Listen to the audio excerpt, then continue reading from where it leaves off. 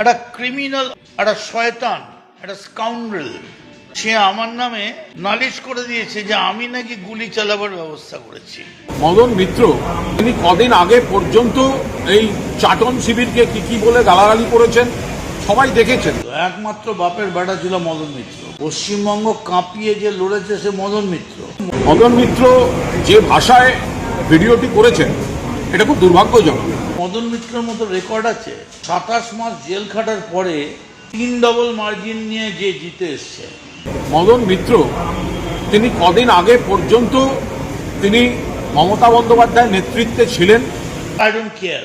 অভিষেক, আপনি তো ক্রিমিনাল, আপনি তো মার্ডারার, আপনি তো পয়সা দিয়ে মার্ডার করেন, আপনি তো সুপারি দিয়ে মার্ডার করেন। মিসেসের কাছে চিঠি গেল, ছেলেদের ডাকা হলো, আর সঙ্গে সঙ্গে মদনদা স্ট্যান্ড পাল্টে একেবারে অতি বিপ্লবী হয়ে উঠলেন। 21শে জুলাই সকালে কিন্তু গুলিগোলা চলবে, বি কেয়ারফুল। নিয়তি আমার ভাগ্য নিয়ে যে নিশি দিন খেলা করে, আমার পেছনে লেগে আছে আমি জানি না। আজকে আমার লাইফটা পুরো নষ্ট হয়ে গেছে। এই জন্য বড় বড় কথা বলছে না যে এই করেগা, হ্যান করেগা, ত্যান করেগা, কে দিদিমণি যার যুবরাজ, কে দালাল, সবাইকে আমি চিনি তো। মদন মিত্র ছাড়া সবাই দালাল ছিল, একমাত্র বাপের বেটা ছিল মদন মিত্র। পশ্চিমবঙ্গ কাঁপিয়ে যে লড়েছে সে মদন মিত্র। মদন মিত্রের মতো রেকর্ড আছে। 27 মাস জেল খাটার পরে 3 ডবল মার্জিন নিয়ে যে জিতে এসছে, বারবার জিতে এসছে। আরেকটা কথা অভিষেককে বলি, আমাকে চমকে ধমকে লাভ নেই। তুই ডায়মন্ড হারবার দিয়ে যাকে চমকাতে পারিস আমাকে চমকাস না। এর কদিন আগেও আমি অ্যাটেম্প টু মার্ডার হয়েছি, আমাকে গুলি চালিয়েছে। I don't care. জন্মিলে মরিতে হবে, অমরকে কোথা হবে। মমতা বন্দ্যোপাধ্যায় আমায় বললেন আজকে এমন একটা কিছু করতে হবে সারা জীবন যাতে মনে রাখে। তখন সকাল 8:30 মমতা ব্যানার্জির বাড়িতে ব্রাশ করছিলেন। 21শে জুলাই 1993। ওখান থেকে আমি কিছু ইনস্ট্রাকশন নিয়ে বেরিয়ে এলাম। তারপরেই পরপর ঘটনা ঘটেছে, আপনারা জানেন। 13 জন মারা গিয়েছিল, আমি জেল খেটেছি। এবং সব থেকে বড় কথা, রজপাল সিং একটা ক্রিমিনাল আইপিএস, একটা শয়তান, একটা স্কাউন্ড্রেল। সে কি করেছে, সে আমার নামে নালিশ করে দিয়েছে যে আমি নাকি গুলি চালাবার ব্যবস্থা করেছি। ভগবান এমনই, ওকে আগে নিয়ে গেছে, আমায় নেয়নি। আমি এখনো হাসতে খেলতে ঘুরতে ফিরতে পারি। রজপাল আমাকে বলছে কেদার বদ্রিতে যেখানে ওই সব ভেঙে চুরে গেল শ্রীনগরে, ওইখানে রজপাল আমাকে বলছে তোমাকে আমি একবার গুলি করলাম এয়ারপোর্টে, কিন্তু আমি দেখলাম তুমি গুলির আগেই বেরিয়ে গেলে। আরেকবার গুলি করলাম তোমায় সল্টলেকে একটা বিয়ে বাড়িতে, তোমার জায়গা ছিল কোণে, ওমা তুমি গিয়ে কোণে না বসে উল্টো দিকে বসলে। আরে রাখে রাম তো মারে কে। ফলে এসব কোনো ব্যাপার নয়। I don't care, I don't mind. আর মমতা ব্যানার্জি, অভিষেক ব্যানার্জিকে আমি বলি যে আপনারা বলছেন যা বলুন, আপনাদের চমকানিতে সিপিএম চমকাবে, বিজেপি চমকাবে, মদন মিত্র চমকাবে না। অভিষেক, আপনি তো ক্রিমিনাল, আপনি তো মার্ডারার, আপনি তো পয়সা দিয়ে মার্ডার করেন, আপনি তো সুপারি দিয়ে মার্ডার করেন। You are having a criminal instinct. আপনি কি ভাবছেন?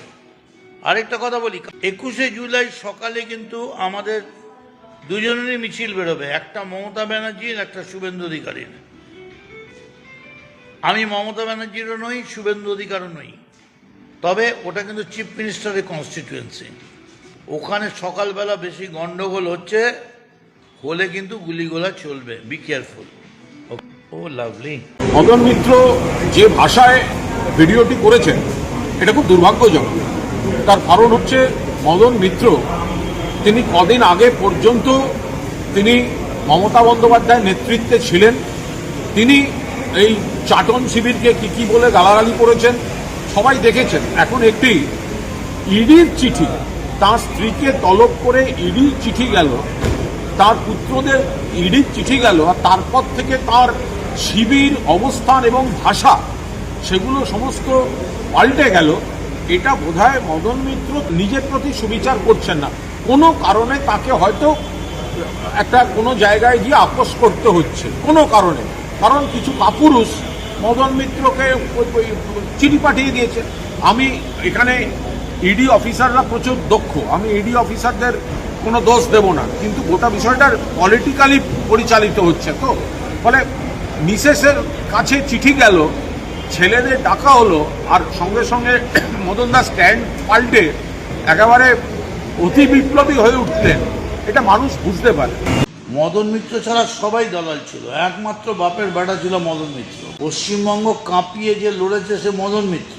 মদন মিত্রের মতো রেকর্ড আছে, 27 মাস জেল খাটার পরে 3 ডবল মার্জিন নিয়ে যে জিতে এসছে, বারবার জিতে এসছে। আরেকটা কথা অভিষেককে বলি, আমাকে চমকে ধমকে লাভ নেই। তুই ডায়মন্ড হারবার দিয়ে যাকে চমকাতে পারিস, আমাকে চমকাস না। এর কদিন আগেও আমি অ্যাটেম্প টু মার্ডার হয়েছি, আমাকে গুলি চালিয়েছে। আই ডোন্ট কেয়ার, জন্মিলে মরিতে হবে, অমরকে কোথা হবে। মমতা বন্দ্যোপাধ্যায় আমায় বললেন আজকে এমন একটা কিছু করতে হবে সারা জীবন যাতে মনে রাখে। তখন সকাল 8:30 মমতা ব্যানার্জির বাড়িতে ব্রাশ করছিলেন, 21শে জুলাই 1993।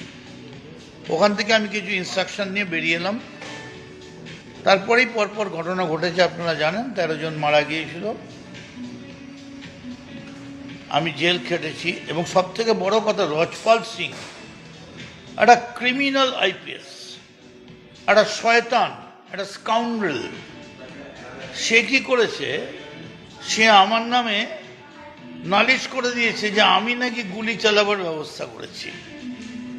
ভগবান এমনই, ওকে আগে নিয়ে গেছে, আমায় নেয়নি। আমি এখনো হাসতে খেলতে ঘুরতে ফিরতে পারি।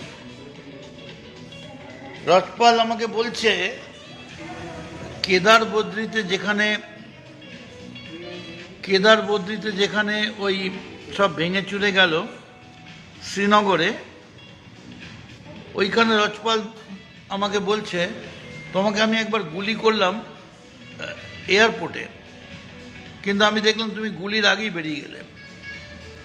আরেকবার গুলি করলাম তোমায় সল্টলেকে একটা বিয়ে বাড়িতে, তোমার জায়গা ছিল কোণে, ওমা তুমি গিয়ে কোণে না বসে উল্টো দিকে বসলে।